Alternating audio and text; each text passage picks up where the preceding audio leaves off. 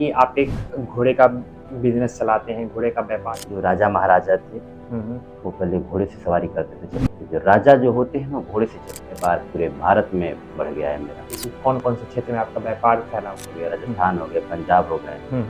इन सब जगहों पर हमारी ट्रेडिंग होती है। राजपूत कास्ट के लोग होते हैं, वो घोड़े को ज़्यादा राजपूत बिरादरी है, वो बिल्कुल। महाराणा प्रताप को अपना मान गाड़ी घोड़ा बड़ी खरीद लेंगे, लेकिन घोड़ा आप नहीं खरीद फेमस क्रिकेटर रविंद्र जडेजा वो अपने फार्म हाउस पे भी उनके घोड़े को देखने के से कमाने का क्या-क्या जरिया हो सकता है जो आपको लगता है? सबसे ज़्यादा घोड़ा जो आपका बिकता है, आप जो सेल करते हैं, तो किन पर्पज़ के लिए लोग ज़्यादा प्रेफ़र करते मान हैं? लीजिए शरण सिंह जो है, हुँ। उन्होंने घोड़े की बहुत उन्होंने घोड़े का फार्म हाउस भी बहुत अच्छा बनाया। हमने नमस्कार दोस्तों, मैं शुभम कुमार टॉक्स विद शुभम के एक नए पॉडकास्ट में आप सभी का स्वागत है। दोस्तों, आज का भी यह पॉडकास्ट काफ़ी खास इसलिए होने वाला है क्योंकि आज का जो टॉपिक है हमारा वो काफ़ी यूनिक और ख़ास होने वाला है क्योंकि आज के हमारे जो गेस्ट हैं वो कोई आम गेस्ट नहीं है। इनका जो बिज़नेस है वो बिज़नेस भारत में ख़ास करके काफ़ी ज़्यादा किया जा रहा है और ये एक घोड़े के व्यापार के बिज़नेसमैन हैं जो घोड़े का व्यापार करते हैं, जिनका खुद का व्यापार फर्म का नाम है सौदागर स्टंट फार्म के नाम से। यहाँ देव जी हैं हमारे साथ, तो इनसे जानेंगे पूरी तरीके से कि अगर आप घोड़े का बिजनेस की शुरुआत करना चाहते हैं तो कैसे कर सकते हैं। तो इनसे पूरी तरीके से जानेंगे कि ये घोड़े का बिजनेस किस तरीके से शुरू किए और एक अगर आप भी घोड़े का बिजनेस शुरू करना चाहते हैं तो आप किस तरीके से शुरुआत कर सकते हैं।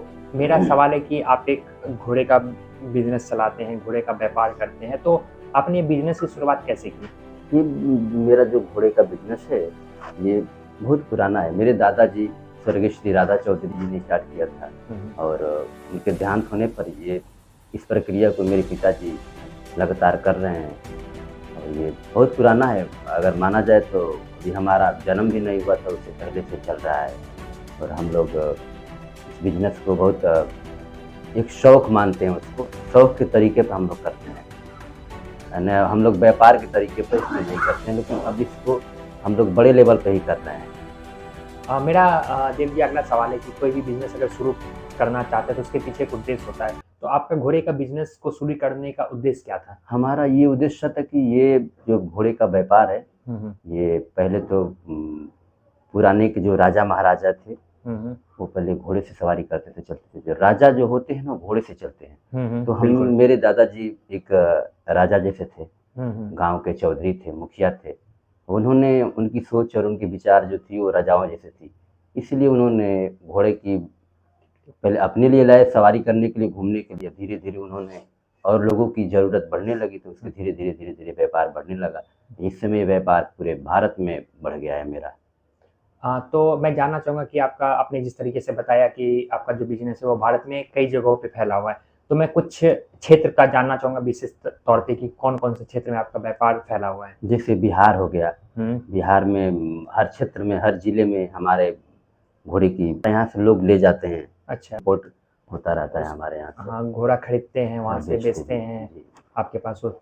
तो सर तो मैं बिहार हो गए, हाँ। महाराष्ट्र हो गए, गुजरात हो गया, राजस्थान हो गया, पंजाब हो गए, यूपी हो गया, हुँ। इन सब जगहों पर हमारी ट्रेडिंग होती है घोड़े की।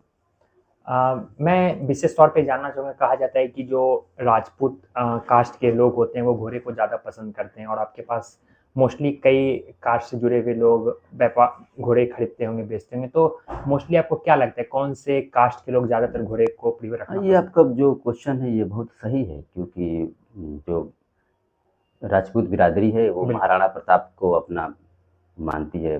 बिल्कुल। हाँ, तो महाराणा प्रताप का जो घोड़े पर सवारी करते थे वो उसी के राह पर ये लोग चलते हैं और घोड़े का जो कार्य लोग करते हैं, बिजनेस करते हैं, चाहे शौक में रखते हैं, वो बड़े लोग ही रखते हैं। बिल्कुल।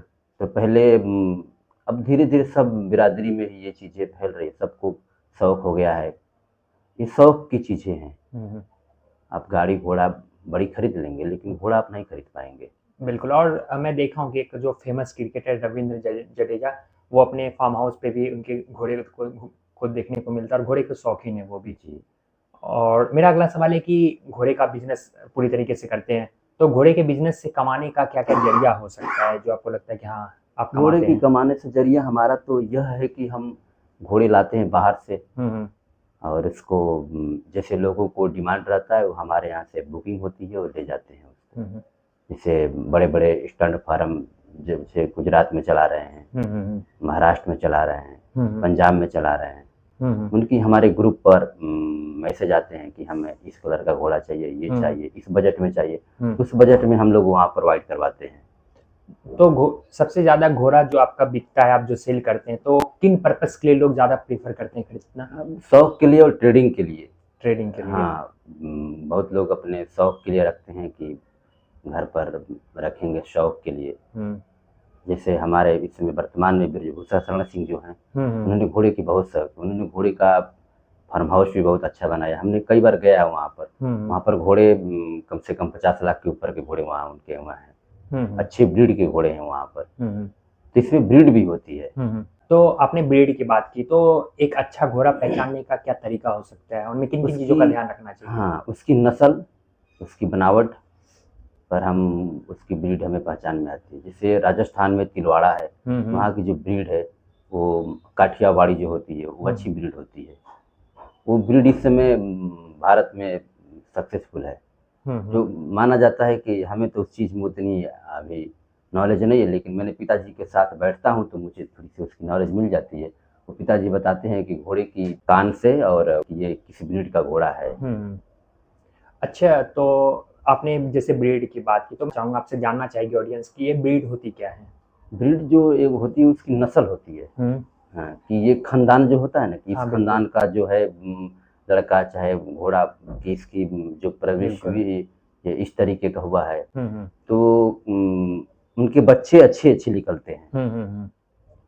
तो वही उनकी ब्रीड होती है। घोड़े के बिजनेस की शुरुआत में निवेश कितना का होता है और इसमें रिस्क कितना है? हाँ, रिस्क तो इसमें बिजनेस है तो रिस्क 100% होता है, क्योंकि बिना रिस्क का बिजनेस हो ही नहीं सकता है। निवेश का मानना है कि आपके अनुसार कितना रिस्क? हाँ, रिस्क क्या है कि उसमें कुछ लॉस होता है, कुछ उसको इशू हो जाते हैं, बीमारी हो जाती है। अच्छा, किस तरीके के रिस्क इसमें होते हैं, मैं थोड़ा जानना चाहूँगा। वो अगर उनकी रिस्क यही है कि डेथ हो गई कम समय में तो रिस्क होता है, पैसा डूब जाता है।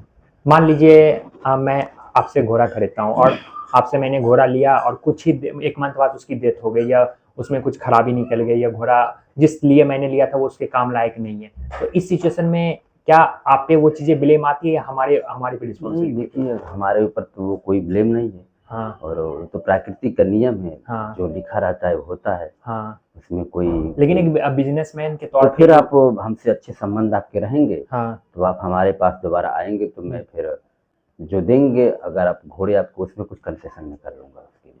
क्योंकि आपका लॉस हुआ है तो फिर हमारे पास दोबारा आए हैं तो मैं उसकी भरपाई कर सकता हूँ। क्या इस सिचुएशन में किसी से ऐसे सिचुएशन भी बनते हैं कि उससे लड़ाई झगड़े या विवाद? हाँ, हो जाते हैं ना। घोड़े ले जाते हैं लोग, कुछ पैसे बकाया हो जाता है। तो जब पैसे मैं लेने जाता हूँ तो फिर वो पैसा देने को इनकार करते हैं, कहते हैं कि अपना घोड़ा ले जाइए और आप मुझे पैसा वापस कर दीजिए। तो कहीं कहीं मुझे पैसा छोड़ना ही पड़ता है। अच्छा, तो ये एक तरीके से लॉस का सामना करना पड़ता है। तो नॉर्मली कई सारे आपके पास घोड़े हैं, तो घोड़े को अगर अप्रोक्सीमेटली माने, अगर एक घोड़े के तौर पे देखें तो एक घोड़े में मिनिमम खर्च कितना हो जाता है उसको देखभाल करने में? प्रतिदिन का जानना चाहते हैं कि नहीं, मंथ के हिसाब से? मंथ के हिसाब से एक घोड़े पर जैसे आप वो रेसिंग के लिए रखते हैं, हाँ, तो कम से कम उस पर महीने का खर्चे नॉर्मल जाएगा तो 20,000 के एबव जा सकता है। 20,000? जी, ओके। क्योंकि उसमें अगर रेसिंग के लिए तो उसको अनेक अनेक प्रकार के डाइट्स दिया जाता है, केले, दूध, घी और बाजरे, फिर काजू, किशमिश, बादाम दी जाती है। जैसे अभी हमने 2 साल पहले एक घोड़ा दिया है, जो बाढ़ बढ़िया बिहार में है, मोकामा, स्वर्गीय श्री विवेका पहलवान जी को, जो अंतर्राष्ट्रीय पहलवान रह चुके हैं। उन्होंने बिहार में वो अनंत सिंह के चाचा हैं, उनको मैंने घोड़ा दिया। इस समय घोड़ा पूरा उत्तर प्रदेश, बिहार, महाराष्ट्र, गुजरात में ही अपना नाम कमा रहा है। अभी इसकी प्रेजेंट में जो स्पीड है आपके मार्केटिंग में जो बिक्री हो रही है 50 से एबव है। ओके। तो देव जी, आपका अभी तक का सबसे महंगा घोड़ा कौन सा रहा है जो बिका है, जो आपको लगा कि हाँ ये सबसे बढ़िया सौदा रहा है? कई घोड़े हैं, पहलवान विवेका पहलवान को हम लोग भी दिया, वो भी घोड़े लाख के ऊपर के थे। 10 लाख के भी घोड़े दिए हैं हम लोग ने, 20 लाख के भी घोड़े दिए हैं। जैसे जैसे लोगों की डिमांड, जैसे बाहर की डिमांड आती है तो वहाँ पर अच्छे ब्रीड के घोड़े दिए जाते हैं। क्या भारत में घोड़े का बिजनेस भविष्य में और बढ़ेगा या कम होगा? हाँ, पहले कुछ सालों पहले जो इसका बिजनेस था घोड़े का, शौक था लोगों का, तो कम था। अब इस समय जो 1-2 साल में मैं देख रहा हूँ, अब धीरे-धीरे लोगों के अंदर वो पहले वाली जो राजाओं वाली फीलिंग जो नहीं प्रवृत्ति जो होती थी, हाँ, वो धीरे-धीरे आ रही है। जिससे होता नहीं है, गाँव में एक लोग के घर फॉर्च्यूनर आ गई तो फिर बगल वाले सोचेंगे कि हमारे भी घर अब धीरे-धीरे फॉर्च्यूनर आ जाए। तो अब घोड़े की धीरे-धीरे मुझे अब ये लग रहा है कि घोड़े अब लोग शौक से रख रहे हैं। अब लोग इसको फिर से रिपीट करना चाहते हैं। मेरा यहाँ पे अंतिम सवाल है कि अगर आपकी तरह कोई यूथ हो या कोई बिजनेसमैन हो, एक घोड़े का व्यापार शुरू करना चाहता है, तो वो किस तरीके से शुरू कर सकता है और किन गलतियों से बचे वो स्टार्टिंग में? अभी कोई जो भी व्यक्ति हैं उनको करना है ये सब चीज़ें। तो पहले तो कोई अच्छे जो घोड़े के बिजनेस कर रहे हैं उनके साथ संबंध बनाएं, उनसे चीज़ें सीखें कि उसमें क्या-क्या चीज़ें गलती होती हैं, क्या-क्या सही है, क्या-क्या समय पर उनको डाइट्स दिया जाता है। तो आपके अकॉर्डिंग कैसा होना चाहिए? हमें तो ये अभी कि किसी के साथ ट्रेनिंग करना चाहिए और 1-2 छोटे-छोटे बच्चे लाकर अगर उसके ऊपर मुझे एक्सपेरिमेंट करना चाहिए, सीखना चाहिए उससे कि इसको किस टेम्परेचर पर क्या चीज़ देनी चाहिए, किस मौसम में इसको कहाँ रखना चाहिए। मान लीजिए घोड़ा आप लेके चले गए, आपको पता नहीं है कि बारिश हो रही है तो घोड़ा अंदर रहेगा कि बाहर रहेगा। तो ये सब भी डिपेंड करता है। जी, उसको पूरी देख-रेख अच्छे से करनी पड़ती है, तब आप सीख जाएँगे, ट्रेंड हो जाएँगे, तब आप अपनी वो बढ़ा सकते हैं, 2, 4, 10 ला सकते हैं। आपके अनुसार अगर आप एक अच्छा आपका बिज़नेस है, तो आपकी कमाई कितनी हो जाती है घोड़े के व्यापार में? अब मंथली तो हमारा ये कारोबार नहीं चलता है। कभी-कभी चलता है। साल के हिसाब से? साल के हिसाब से प्रॉफ़िट हो जाते हैं। 20-25 लाख के आसपास। जी। ओके, तो देव जी आपका बहुत-बहुत धन्यवाद हमारे इस शो में आने के लिए, और आपने काफ़ी अच्छी बातें की है। घोड़े के व्यापार को लेके बहुत अच्छे तरीके से लोगों को एक जागरूक किया। अगर कोई युवा आपसे सीखना चाहता है, ज़रूर यहाँ से सीख सकता है कि अगर वो घोड़े का व्यापार करना चाहता है, या कोई भी इंसान घोड़े का व्यापार में आगे बढ़ना चाहता है या शुरुआत कहीं से भी करना चाहता है, तो आपका ये मार्गदर्शन उसको कहीं